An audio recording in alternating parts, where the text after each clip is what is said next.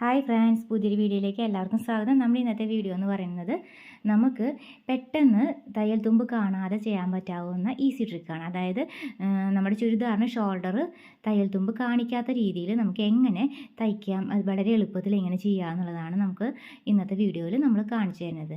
അതിനായിട്ട് നമ്മളിപ്പോൾ ചെയ്യുന്നത് നമ്മുടെ ബാക്ക് നെക്കിലേക്ക് വേണ്ട റൗണ്ട് നെക്ക് നമ്മൾ ചെയ്തെടുക്കുകയാണ് കേട്ടോ ചെയ്യുന്നത്.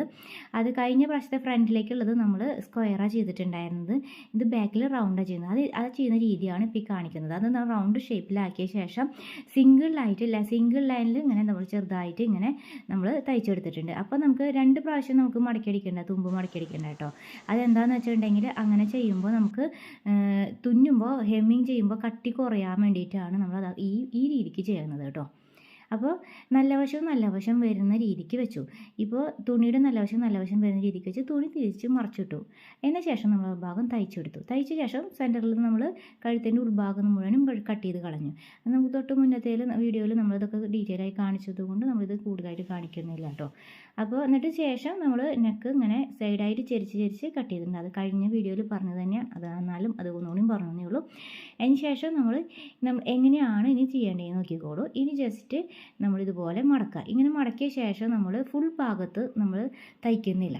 അതാണ് അതിൻ്റെ ഒരു പ്രത്യേക ഫിനിഷിംഗ് ആയിട്ട് ചെയ്യാൻ വേണ്ടിയിട്ടാണ് കേട്ടോ. അത് നമുക്ക് എളുപ്പത്തിൽ ചെയ്യാനായിട്ട് ചെയ്യുന്നതാണ് രീതിയാണ് കേട്ടോ. അത് നമ്മൾ തിരിച്ച് മറിച്ചിട്ട ശേഷം നമ്മൾ ഇത്ര ദൂരം ഗ്യാപ്പ് ഇട്ട ശേഷം ഇവിടെ നിന്ന് നമ്മൾ അപ്പുറത്തെ ഭാഗം വരെ ഇതേപോലെ മുകളിൽ നിന്ന് 2 സൈഡിൽ ഇത്രയും ദൂരം ഗ്യാപ്പ് ഇട്ട ശേഷമാണ് നമ്മൾ തയ്ച്ചെടുക്കുന്നത്.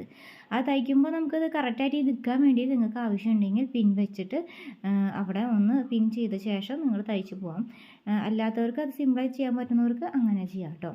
നമ്മൾ പിൻ വെച്ചിട്ടും ചെയ്യാറുണ്ട്. ചില സമയത്ത് കുഴഞ്ഞെടുക്കുന്ന മെറ്റീരിയലായ കാരണം കൊണ്ട് ഇതിൽ പിടിച്ച് ചെയ്യണമെന്ന് മാത്രമേ ഉള്ളൂ. അപ്പോൾ നമ്മൾ തയ്ച്ചെടുത്തിട്ടുണ്ട് കേട്ടോ. ഇത് നമ്മുടെ ഫ്രണ്ട് പീസ് സ്ക്വയറായിട്ട് തയ്ച്ചെടുത്ത് നമ്മൾ ഹെമ്മിങ് ചെയ്തെടുത്തിട്ടുണ്ട്. ഇനി നമ്മൾ പറഞ്ഞിട്ടുണ്ടായിരുന്നില്ലേ, നമ്മൾ ഓടിക്കാണിയിൽ സ്റ്റിച്ചിങ് റെഗുലേറ്റർ കൂട്ടിയിട്ടിട്ട് ശേഷം നമ്മൾ തയ്ച്ച ശേഷം അത് നമ്മൾ തുന്നിയെടുക്കണം. ഹെമ്മിങ് ചെയ്ത് അടുപ്പിച്ച് ഒരേ എന്താ പറയുക അകലത്തിൽ തന്നെ വേണം ഹെമ്മിങ് ചെയ്യാൻ. അല്ലെങ്കിൽ അതിനൊരു ഭംഗി ഉണ്ടാവില്ല. പിന്നെ കൂടുതൽ അങ്ങോട്ട് നൂല് ഫ്രണ്ടിലേക്ക് കാണുന്ന രീതിയിൽ കൂടുതൽ ഇത് എടുക്കരുത് തുന്നുമ്പോൾ. അപ്പോൾ കൂടുതൽ ഭംഗി കുറയും. അപ്പോൾ ആ ഒരു രീതിക്ക് അനുസരിച്ച് വേണം ചെയ്യാൻ. ചെറിയ രീതിയിൽ വേണം തുന്നിയെടുക്കാൻ. തുന്നുമ്പോൾ സാവധാനത്തിൽ തുന്നിയാൽ മതി. അത് കുറച്ചും കൂടി ഫിനിഷിംഗ് ആയിട്ട് കിട്ടിയാൽ കൂടുതൽ ഭംഗി ഉണ്ടാവും. പിന്നെ നമ്മൾ രണ്ടും കൂടി ജോയിൻ ചെയ്യാൻ നിൽക്കുകയാണ് കേട്ടോ. അപ്പോൾ നമ്മൾ ഫ്രണ്ടും ബാക്കും തയ്ച്ച് കഴിഞ്ഞിട്ടുണ്ട്. ബാക്കിൽ കുറച്ച് ഭാഗം ഗ്യാപ്പ് ഇട്ടിട്ട് നമ്മൾ പതിച്ച് പഠിച്ചിട്ടുണ്ട് നെക്കിന്. ഇതിന് ശേഷം നല്ല രണ്ടും ഫ്രണ്ടിൻ്റെയും ബാക്കിൻ്റെയും നല്ല വശം വരുന്ന രീതിക്ക് വെച്ചു. എന്ന ശേഷം ഷോൾഡർ കറക്റ്റ് ഒപ്പാക്കി പിടിക്കണം. പൈപ്പിംഗ് ഉണ്ടാകുമ്പോൾ കുറച്ചൊന്ന് ശ്രദ്ധിക്കണം കേട്ടോ. അപ്പോൾ കുറച്ച് എന്താ പറയുക, ഒരു ക്ലോത്തിൽ ഒരു 1/4 ഇഞ്ച് കൂടുതൽ നിൽക്കാനും സാധ്യതയുണ്ട്. ഇങ്ങനെ വരുമ്പോൾ നമുക്ക് ഫ്രണ്ടിലത്തെ ആ പൈപ്പിംഗ് ഉള്ള തുണി കുറച്ച് 1/4 ഇഞ്ച് കൂടുതൽ നിൽക്കും. അത് നമ്മൾ കട്ട് ചെയ്ത് ഒപ്പാക്കണം കേട്ടോ. രണ്ടും നമ്മൾ സ്ലീവൊക്കെ വയ്ക്കണേക്കാട്ടിലും മുന്നേ നമ്മളതിനെ ഒപ്പാക്കി എടുക്കണം.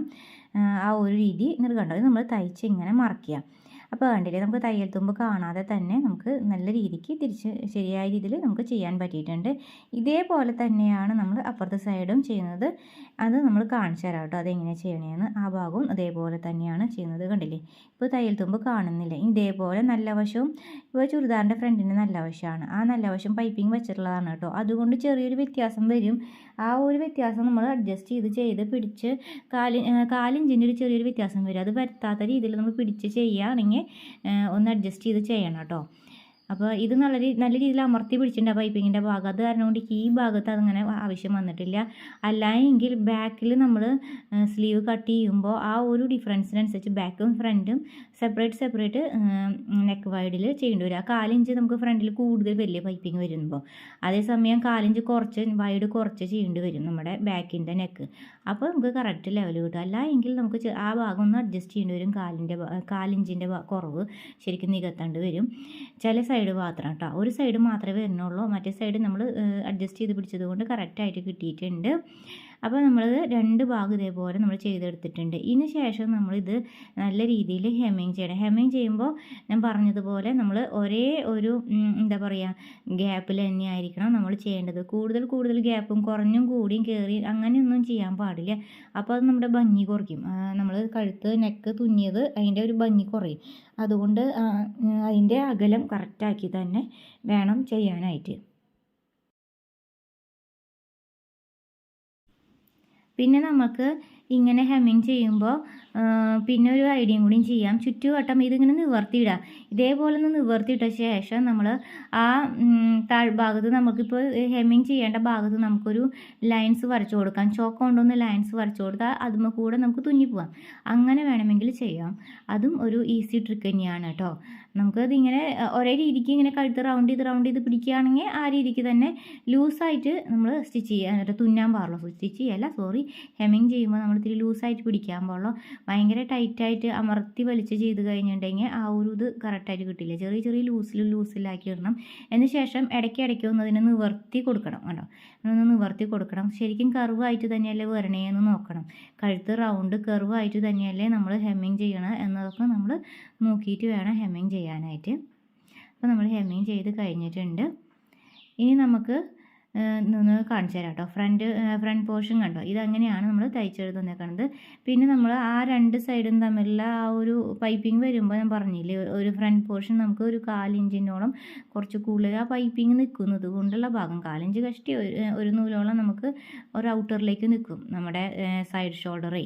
അപ്പോൾ ആ ഒരു ഇത് കറക്റ്റ് ചെയ്യണം കേട്ടോ. അതൊന്ന് കട്ട് ചെയ്തെടുക്കണം.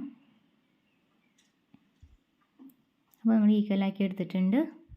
എന്നിട്ട് രണ്ടും നമ്മൾ വെച്ച് നോക്കി നോക്കാം.